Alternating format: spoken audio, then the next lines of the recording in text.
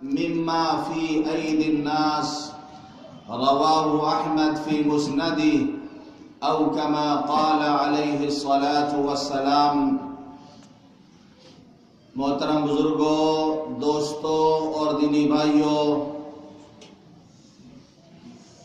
مشہور صحابی رسول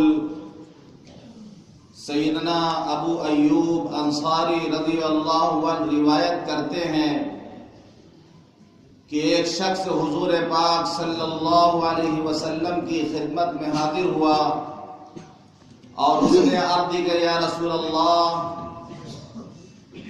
مجھے نصیحت کیجئے اور مختصر نصیحت کیجئے، مجھے نصیحت کیجئے اور مختصر نصیحت کیجئے۔ ہم بھی اپنی یہ عادت ڈال لیں، جب کسی عالم کی خدمت میں جائیں، کسی اللہ والے کی خدمت میں جائیں تو اس سے نصیحت کی درخواست کریں۔ صحابہ کرام کا یہ مزاج تھا۔ ایک مرتبہ حضرت امیر معاویہ رضی اللہ عنہ نے ام المؤمنین حضرت عائشہ صدیقہ رضی اللہ عنہا کی خدمت میں خط بھیجا اور اس میں انہوں نے لکھا کہ آپ مجھے کوئی نصیحت کیجئے اور مختصر نصیحت کیجئے۔ تو اس کے جواب میں حضرت عائشہ رضی اللہ عنہ نے لکھا کہ میں نے رسول اللہ صلی اللہ علیہ وسلم سے سنا ہے کہ جو اللہ کو خوش کرنے کے لیے لوگوں کو ناراض کرتا ہے،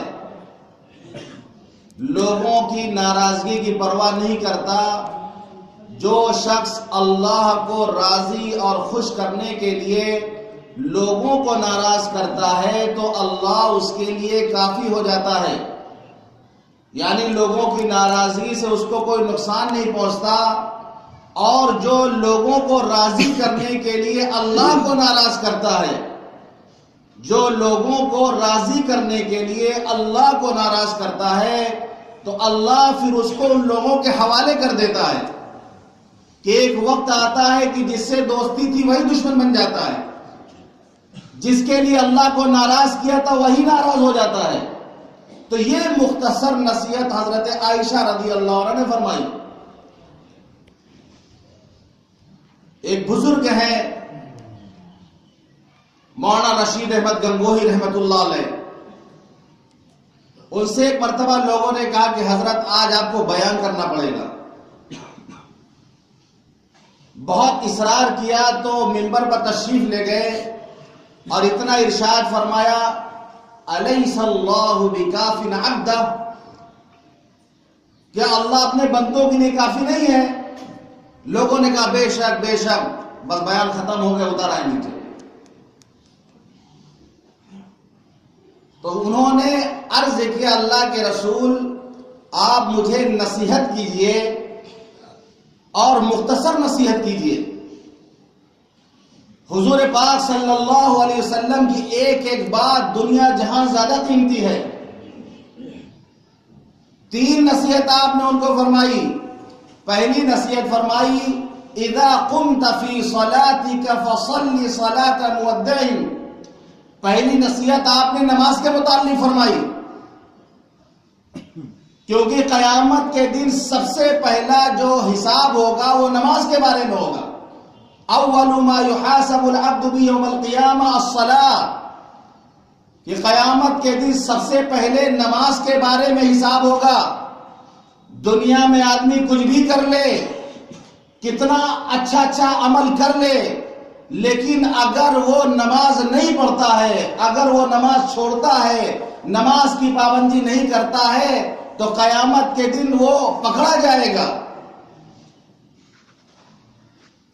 آج ہمارا مزاج بن گیا ہے کہ دین کے بہت سارے کام کر لیتے ہیں، رات رات بھر بیٹھ کر تقریریں بھی سن لیتے ہیں، ثواب سمجھ کر سنتے ہیں، لیکن نماز نہیں پڑھتے۔ نماز کی طرف سے غفلت ہے، نماز کی طرف سے کوتاہی ہے۔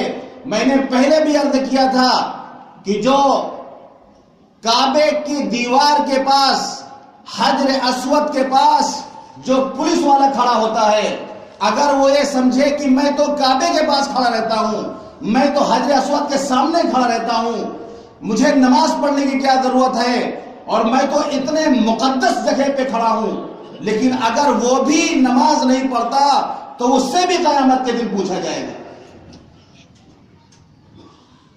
جو پولیس والے حضور پاک صلی اللہ علیہ وسلم کی روضے کی جالی پر کھڑے ہوتے ہیں، وہاں پر ان کی ڈیوٹی ہوتی ہے، اگر وہ یہ سمجھیں کہ ہم تو حضور پاک صلی اللہ علیہ وسلم کے دربار میں ہیں، ہم تو حضور پاک صلی اللہ علیہ وسلم کے جوار اور آپ کے پڑوس میں ہیں، ایسی مقدس جگہ میں ہیں، ہمیں نماز پڑھنے کی کیا ضرورت ہے، ہم تو حضور پاک صلی اللہ علیہ وسلم کے روضے کے نیچے رہتے ہیں اور ہر وقت یہیں پر موجود رہتے ہیں، لیکن اگر وہ نماز نہیں پڑھتے تو قیامت کے دن ان سے بھی پوچھا جائے گا۔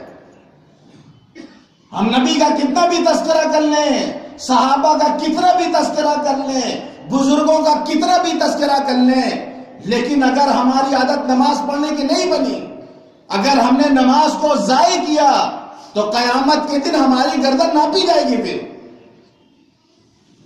تو پہلی نصیحت آپ فرماتے ہیں اذا صلی فصلی صلاة مودع، کہ جب تم نماز پڑھنے کے لیے کھڑے ہو تو ایسی نماز پڑھو، اس شخص کی سے نماز پڑھو جو زندگی کو الوداع کہہ رہا ہو، دنیا سے رخصت ہو رہا ہو، اس کیفیت کے ساتھ نماز پڑھو گویا تمہاری زندگی کی آخری نماز ہے۔ آج امت کا ایک بڑا طبقہ نماز سے غافل ہے، اور جو طبقہ مسجد میں آتا ہے وہ نماز میں غافل ہے، نماز پڑھتا ہے، غفلت کے ساتھ نماز پڑھتا ہے۔ اسی کیفیت کو پیدا کرنے کے لیے آپ فرماتے ہیں کہ جب نماز پڑھو تو گویا اس تصور کے ساتھ پڑھو کہ تمہاری زندگی کی آخری نماز ہے۔ ایک بزرگ کے پاس ایک صاحب تشریف لے گئے اور انہوں نے ان سے سوال کیا کہ آپ نماز کس طرح پڑھتے ہیں؟ انہوں نے کہا نماز سے پہلے میں اچھی طرح وضو کرتا ہوں، پھر اطمینان کے ساتھ نماز پڑھنے کی جگہ پہ کھڑا ہوتا ہوں اس تصور کے ساتھ کہ کعبہ میری نگاہوں کے سامنے ہے، میرا پیر گلسرات پر ہے، میرے دائیں طرف جنت ہے، بائیں طرف جہنم ہے، موت کا فرشتہ میرے سر کے اوپر ہے، اور پھر پورے سکون اور اطمینان کے ساتھ تکبیر کہتا ہوں، پھر اطمینان کے ساتھ سمجھ بوجھ کر قرآن کی تلاوت کرتا ہوں، پھر خضوع کے ساتھ رکوع کرتا ہوں، اطمینان کے ساتھ سجدہ کرتا ہوں، اور نماز کے بعد اللہ کی رحمت سے اس کے مقبول ہونے کی امید رکھتا ہوں، اپنے اعمال کے مردود ہونے کا خوف رکھتا ہوں، اور یہ سوچتا ہوں کہ ہو سکتا ہے کہ یہ میری زندگی کی آخری نماز ہو۔ انہوں نے پوچھا کہ ایسی نماز آپ کب سے پڑھ رہے ہیں؟ فرمایا 30 سالوں سے پڑھ رہا ہوں۔ رو پڑے وہ، انہوں نے کہا کہ ہم لوگوں کو تو پوری زندگی میں ایک نماز اس طرح پڑھنے کی توفیق نہیں ہوئی۔ اسی کیفیت کو پیدا کرنے کے لیے آپ نصیحت فرما رہے ہیں، قیامت تک آنے والی امت کے لیے آپ کی یہ نصیحت ہے کہ نماز میں استحضار ہو، خشوع اور خضوع ہو، اطمینان ہو، ورنہ آج حالت یہ ہے کہ حضور پاک صلی اللہ علیہ وسلم نے ارشاد فرمایا تھا کہ ایک وقت آئے گا مسجدیں بھری ہوں گی لیکن ایک بھی خشوع اور خضوع کے ساتھ نماز پڑھنے والا نہیں ہوگا۔ حضرت ابو درداء رضی اللہ عنہ فرماتے ہیں کہ رسول اللہ صلی اللہ علیہ وسلم نے ارشاد فرمایا کہ اس امت میں سب سے پہلی چیز جو اٹھائی جائے گی وہ خشوع ہوگا، یہاں تک کہ پوری امت میں ایک بھی خشوع کرنے والا نہیں ملے گا۔ طبرانی کی روایت ہے یہ۔ حضرت ابو قتادہ رضی اللہ عنہ روایت کرتے ہیں کہ رسول اللہ صلی اللہ علیہ وسلم نے ارشاد فرمایا بدترین چور وہ ہے جو نماز میں چوری کرتا ہے. بدترین چور وہ ہے جو نماز میں چوری کرتا ہے. صحابہ نے عرض کی اللہ کے رسول نماز میں کوئی کیسے چوری کرے گا؟ فرمایا نماز کی چوری یہ ہے کہ وہ رکوع اور سجدہ صحیح سے نہیں کرتا. مسند احمد کی روایت ہے یہ. حضرت ابو ہریرہ رضی اللہ عنہ فرماتے ہیں کہ رسول اللہ صلی اللہ علیہ وسلم نے ارشاد فرمایا اللہ اس شخص کی نماز کی طرف نظر اٹھا کے بھی نہیں دیکھتا. اللہ اس شخص کی نماز کی طرف نظر اٹھا کے بھی نہیں دیکھتا جو رکوع اور سجدے کے درمیان اپنی کمر کو سیدھا نہ کرے، یعنی قوموں میں سیدھا نہ کھڑا ہو. تو ان تمام حدیث کا مطلب یہ ہے کہ نماز کیفیت کے ساتھ پڑھی جائے، خشوع خضوع کے ساتھ پڑھی جائے. ورنہ ایک حدیث بہت ڈرا دینے والی ہے کہ حضور پاک صلی اللہ علیہ وسلم نے ارشاد فرمایا کہ ایک آدمی 60 سال تک نمازیں پڑھتا ہے، اس کی ایک نماز بھی اللہ قبول نہیں کرتا. 60 سال تک نماز پڑھتا ہے، اللہ اس کی ایک نماز بھی قبول نہیں کرتا. رکوع صحیح سے کرتا ہے تو سجدہ ٹھیک نہیں کرتا، سجدہ صحیح سے کرتا ہے تو رکوع ٹھیک نہیں کرتا. آج ہم خود اپنی نمازوں کو دیکھیں، اپنی نمازوں کو علماء کے سامنے پیش کرو، بزرگوں کے سامنے اپنی نمازوں کو پیش کرو کہ ہم نماز اس طرح پڑھتے ہیں، دیکھیں میری غلطی تو نہیں ہو رہی ہے.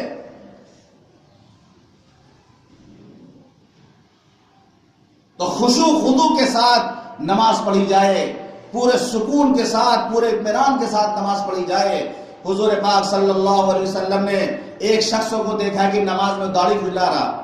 یہ تو ہمارے داڑھی والوں کی ایک عام سی عادت ہے، یہ جو دو داڑھی رکھے ہیں، جو نہیں رکھے تو ان کو تو کچھ نہیں کہنا، خیر ان کے لیے ہدایت دعا کر سکتے ہیں.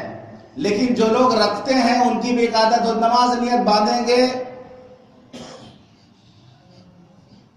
داڑھی پر ہاتھ پھیرا کرتے ہیں، وہ داڑھی نوچا کرتے ہیں بیٹھ کر کے. وہ تو ایک صحابی نماز پڑھ رہے تھے اور اپنی داڑھی پر ہاتھ پھیر رہے تھے. حضور پاک صلی اللہ علیہ وسلم نے فرمایا کہ اگر ان کے دل میں خشوع ہوتا تو جسم کے سارے اعضاء میں سکون ہوتا. حضرت ابوبکر صدیق رضی اللہ عنہ فرماتے ہیں کہ رسول اللہ صلی اللہ علیہ وسلم نے ارشاد فرمایا نفاق کے خشوع سے بچو، نفاق کے خشوع سے پناہ مانگو. صحابہ نے عرض کیا اللہ کے رسول نفاق کا خشوع کیا ہے؟ تو فرمایا کہ نماز میں جسم کے اعضاء میں سکون ہو اور دل اللہ کی طرف متوجہ نہ ہو، دل میں نفاق ہو. نماز بہت سکون سے پڑھ رہا، نماز بہت اطمینان سے پڑھ رہا، لیکن دل کہیں دکان میں لگا ہوا ہے، کہیں لیلا میں اٹکا ہوا ہے، کہیں بیوی کی محبت میں لگا ہوا ہے، دل اللہ کی طرف متوجہ نہیں ہو رہا.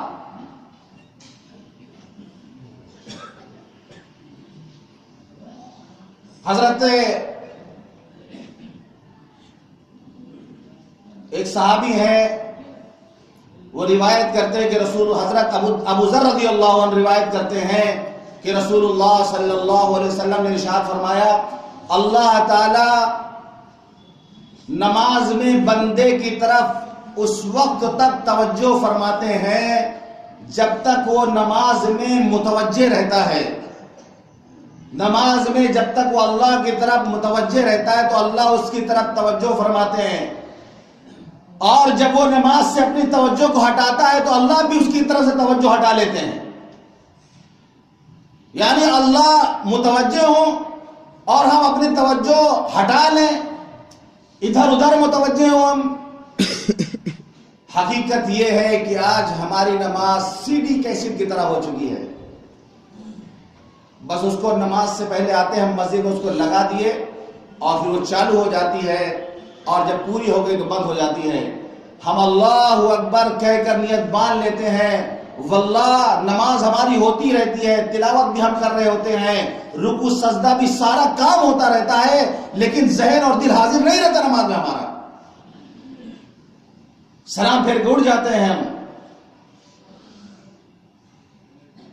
نماز میں دنیا کے خیالات ہمیں سب نماز میں آئیں گے. تو ضرورت اس بات کی ہے کہ نماز کے لیے مشق کیا جائے. یہ ہم لوگ جو مطمئن بیٹھے جو جس طرح چاہ رہے نماز پڑھ رہا، یہ بھی سیکھنے کی چیز ہے، مشق کرنے کی چیز ہے.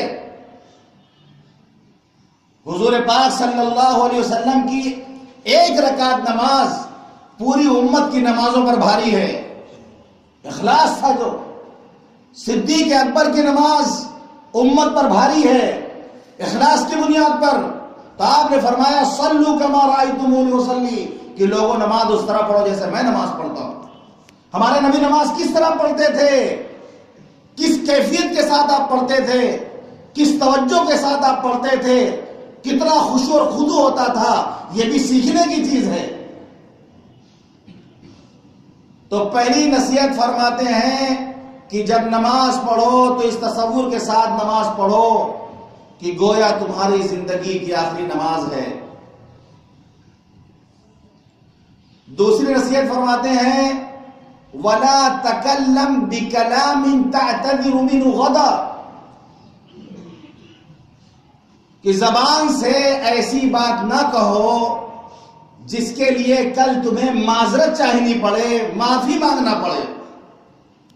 جو بات کہو سوچو سمجھو پھر بولو، کیونکہ زبان سے نکلی ہوئی بات پھر واپس نہیں آتی ہے، معافی مانگنا پڑتا ہے، ہاتھ جوڑنا پڑتا ہے.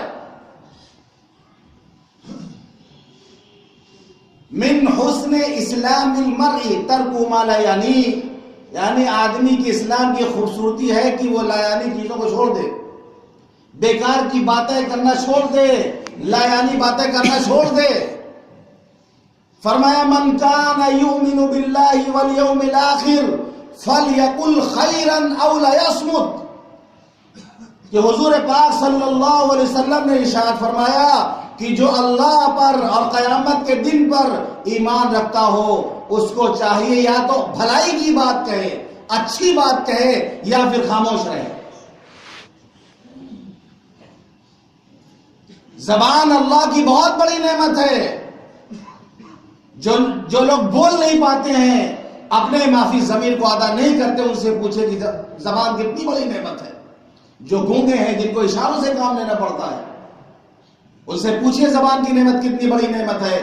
اللہ نے اتنی بڑی نعمت ہمیں عطا فرما دی کہ ہم اپنی بات دوسروں کے سامنے رکھ سکتے ہیں، اپنے معافی ضمیر کو ادا کر سکتے ہیں.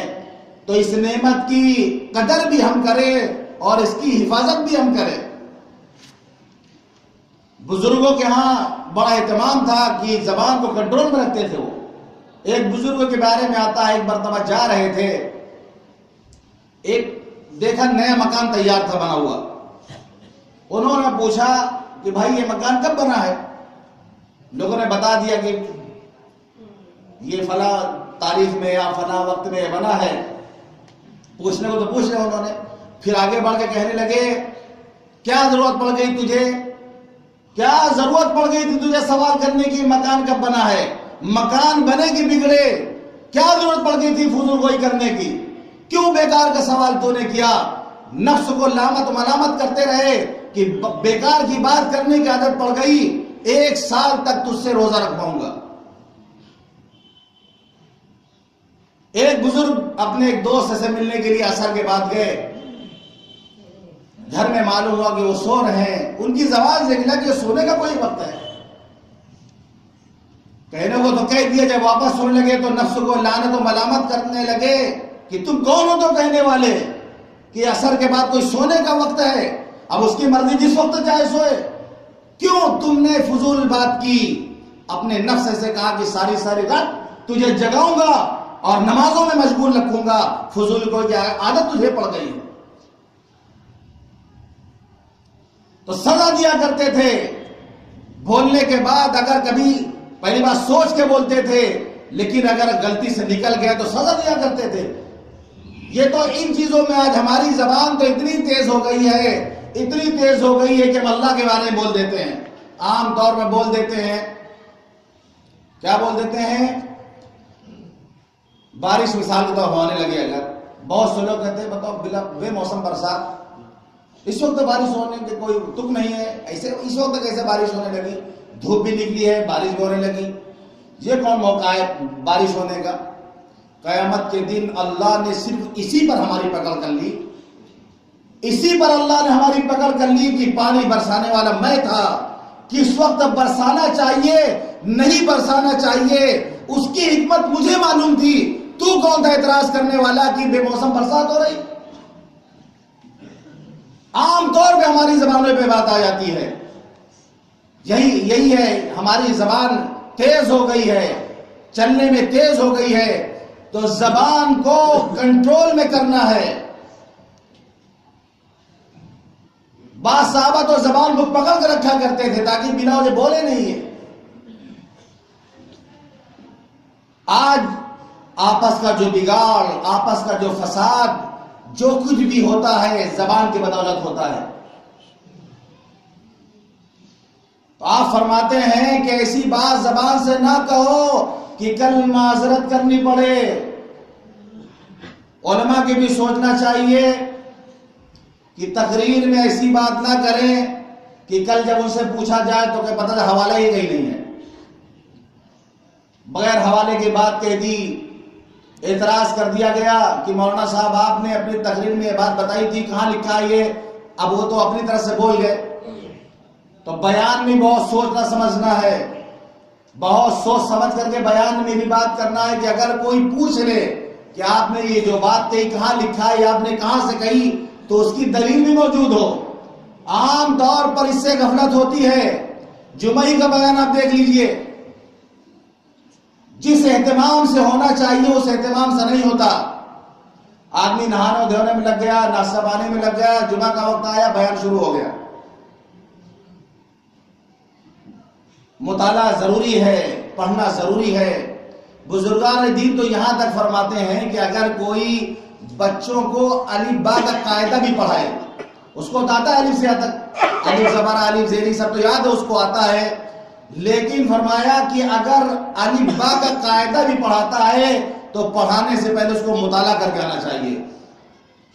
اس سے علم میں برکت ہوگی، طلبہ میں نور منتقل ہوگا۔ یہ نہیں کہ الف کا قاعدہ تو آتا ہے، بس گھومے ٹہلے، جب پڑھانے کا وقت ہوا جا کے بیٹھ کے پڑھا دیے، نورانی قاعدہ بیٹھ کے پڑھا دیے، قرآن آتا ہے قرآن بیٹھ کے پڑھا دیے۔ فرمایا کہ اس کا بھی مطالعہ کرو، ایک بار پڑھ کر کے جاؤ۔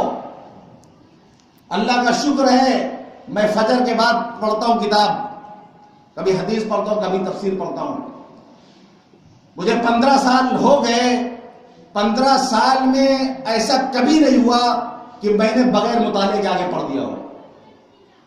اگر مطالعہ نہیں کر سکا تو اس دن ناراض کر دوں گا، نہیں پڑھوں گا، جبکہ اردو پڑھنا ہے، کتاب میں اردو لکھا ہے، اردو پڑھنا ہے۔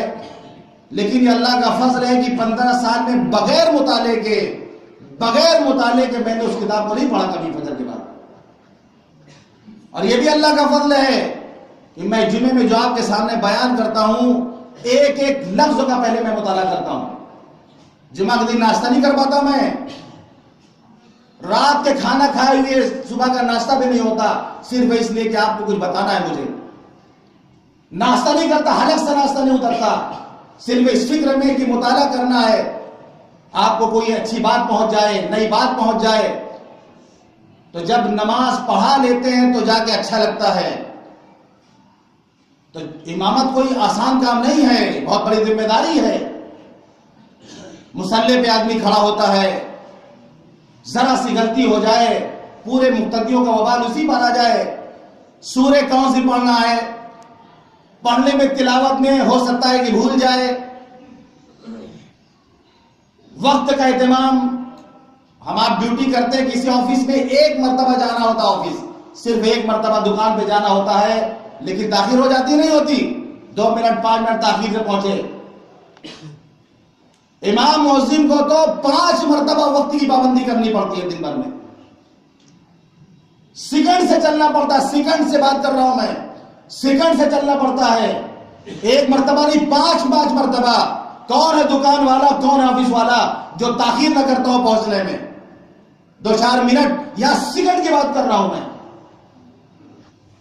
اسی لیے کسی نے بہت اچھی بات کہی کہ صرف امام کے جمعہ کے دن کا جو ٹینشن ہوتا ہے، صرف جمعہ کا، کہ جمعہ میں تقریر کرنا ہے، جمعہ کی نماز پڑھانا ہے، صرف جمعے کے دن کا جو ٹینشن ہوتا ہے اس کو ایک ترازو میں رکھا جائے، اس کی تنخواہ کو ایک ترازو میں رکھا جائے تو صرف جمعہ والا ٹینشن زیادہ بھاری ہو جائے گا اس کی تنخواہ کے مقابلے میں۔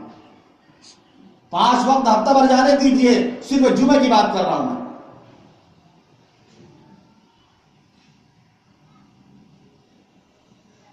تو آدمی کچھ بولے تو پہلے سوچے، مطالعہ کرے، تقریر میں بھی ایسی باتیں زبان سے نہ نکلے۔ عام طور پہ مزاج ہو گیا ہے تقریر میں برائی کرنے کا، اس کی برائی اس کی برائی۔ ہم کہتے ہیں کہ اللہ رسول کی بات کیا دوسرے کی برائی کے بغیر آدمی نہیں کہہ سکتا؟ اپنے چاہنے والوں کو ہم اللہ رسول کی بات بتانے کے لیے آئے ہیں، تو کیا ہم دوسروں کی برائی کیے بغیر اللہ اور اس کے رسول، صحابہ اور بزرگوں کی باتیں نہیں بتا سکتے؟ مزاج بن گیا ہے کہ جب تک دوسروں کو برا نہ کہا جائے، دوسروں کو خراب نہ کہا جائے، جب تک جو ہے غلطی خالی علماء کی نہیں، یہ بھی میں بتا دوں، غلطی علماء کی نہیں ہے، غلطی عوام کی بھی ہے۔ عوام کا مزاج خراب ہو چکا ہے آج۔ علماء اعتراف کرتے اس بات کا، شورا اعتراف کرتے اس بات کا، وہ کہتے ہیں کہ اگر ہم لوگ نعت اگر سیدھی پڑھتے کوئی پیسہ نہیں دیتا، اچھی نعت پڑھتے سیدھی کوئی پیسہ نہیں دیتا، جب دوسرے فرقے کے بارے میں کچھ کہیں گے تو خوب پیسہ آتا ہے، مزہ آ جاتا ہے، پوری محفل جھوم جاتی ہے۔ پھر تقریر میں جب تک دوسروں کو برا نہ کہے لوگوں کو مزہ ہی نہیں آتا، نعرہ ہی نہیں لگے گا۔ حدیث سن کر کے، قرآن سن کر کے، نبی کی پاکیزہ باتیں سن کر کے مزہ نہیں آتا، دوسروں کے برا بھلا کہنے کے بعد جوش پیدا ہو جاتا ہے۔ مزاج خراب ہو چکا ہے ہمارا۔ جیسے کسی کو نزلہ ہو جائے تو اس کو پتہ ہی نہیں چلتا کہ عطر کیا ہے، اس کو پتہ ہی نہیں چلے گا خوشبو کیا ہے، بدبو کیا ہے، وہ تمیز نہیں کر پاتا، وہ فرق نہیں کر پاتا۔ آج پورا معاشرہ کو نزلہ اور زکام ہو چکا ہے، جس کے علاج کی ضرورت ہے۔ تو آپ فرماتے ہیں کہ ایسی بات زبان سے نہ کہو جس کے لیے کل تمہیں معذرت کرنی پڑے، کل تمہیں معافی مانگنا پڑے۔ اور تیسری نصیحت آپ فرماتے ہیں وَجْمَعِ الْإِيَاسِ مِمَّا فِي أَيْدِي النَّاسِ، کہ جو کچھ لوگوں کے پاس ہے اس سے اپنے آپ کو مایوس کر لو۔ انسان کے اندر لالچ اور حرص کا مادہ اللہ نے رکھا ہے۔ کسی مالدار کو دیکھے گا تو لگ لے گا اس کے پیچھے چاپلوسی کرنے کے لیے کہ کچھ مال تو ملے گا ہی، چاہے 1 ٹکا نہ دے وہ، لیکن بس آدمی چاپلوسی میں لگ جاتا ہے۔ لالچ انسان سے کیا نہیں کراتی، کتنے ذلت کے کام کرا۔ ایک واقعہ میں نے پڑھا کہ 2 دوست تو کھانا کھا رہے تھے، ایک کتا آ گیا تو ایک دوست نے کتے کو کہا السلام علیکم، دوسرے کا کتے کو کیوں سلام کر رہے ہو تم؟ اس نے کہا تم نہیں سمجھو گے، ہو سکتا ہے کہ یہ کتا جنات ہو، یہ بھی تو ہو سکتا ہے جنوں کا بادشاہ ہو، ہمارے سلام سے خوش ہو کر ہم کو پیسہ انعام دے دے کچھ۔ مطلب آدمی کے اندر جب لالچ آتی ہے تو کتے کو سلام کرواتا ہے۔ تو حضور پاک صلی اللہ علیہ وسلم نے فرمایا کہ جو کچھ لوگوں کے ہاتھوں میں ہے، جو مال ان کے پاس ہے، اس سے اپنے آپ کو مایوس کر لو، سوال مت کرو۔ فرمایا خیر الغنا غنى النفس، بہترین مالداری جو ہے دل کی مالداری ہے، دل مالدار ہونا چاہیے۔ جائیے کس واسطے اے درد مے خانے کے بیچ، جائیے کس واسطے اے درد مے خانے کے بیچ، کچھ عجب مستی ہے اپنے دل کے پیمانے کے بیچ۔ جب دل کے اندر مزہ آتا ہے تو پھر تو مزہ ہی مزہ ہے۔ آج ہم دل کے مزے سے ناواقف ہیں، دل کی لذت ہمیں حاصل نہیں، ورنہ الفت میں برابر ہے وفا ہو کی جفا ہو، الفت میں برابر ہے وفا ہو کی جفا ہو۔ ہر چیز میں لذت ہے اگر دل میں مزہ ہو، جفا جو عشق میں ہوتی ہے وہ جفا ہی نہیں، جفا جو عشق میں ہوتی ہے وہ جفا ہی نہیں، ستم نہ ہو تو محبت میں کچھ مزہ ہی نہیں۔ محبت کا دعویٰ بھی ہو اور مشقت نہ اٹھانی پڑے، مشقت نہ برداشت کرنا پڑے تو محبت کے میر سے بھی ہم ناواقف ہیں، محبت کے بھی ابھی ہوا بھی ہمیں نہیں لگی ہے۔ یہ قدم قدم بلائیں، یہ سواد کوئے جانا، وہ یہیں سے لوٹ جائے جسے زندگی ہو پیاری۔ یہ محبت کی راہ ہے پیارو، یہ محبت کی راہ ہے۔ یہ جو مسجد میں آتے ہو اللہ کی محبت میں، جناب رسول اللہ صلی اللہ علیہ وسلم کی محبت میں مسجد میں آتے ہو تو اس محبت میں تو مجاہدہ کرنا پڑے گا، اور جو ہے قربانی دینی پڑے گی، اور مشقت اٹھانا پڑے گا۔ یہ محبت ہے، یہ نہیں کہ جو ہے لمبی لمبی باتیں کر لی جائیں اور جو ہے لمبی لمبی تقریریں کر لی جائیں اور لمبے لمبے دعوے کر لیے جائیں، اور جو ہے عمل کے اعتبار سے بالکل زیرو، عمل سے بالکل کوتاہ، عمل سے بالکل خالی۔ یہ دھوکہ ہے، یہ فریب ہے، یہ نفاق ہے، یہ دوغلا پن ہے، یہ عیاری ہے، یہ مکاری ہے، یہ غلط سوچ ہے۔ تو حضور پاک صلی اللہ علیہ وسلم نے یہ 3 نصیحتیں ان صاحب کو فرمائی۔ جیسا کہ میں نے عرض کیا کہ آپ کی ایک نصیحت دنیا جہاں زیادہ قیمتی ہے، ان 3 نصیحتوں پر ہم بھی عمل کرنے کی کوشش کریں، ہم بھی عمل کرنے کی کوشش کریں۔ جب نیت کریں گے تو اللہ عمل کی بھی توفیق دے گا۔ اللہ ہم سب کو کہنے اور سننے زیادہ عمل کرنے کی توفیق عطا فرمائے۔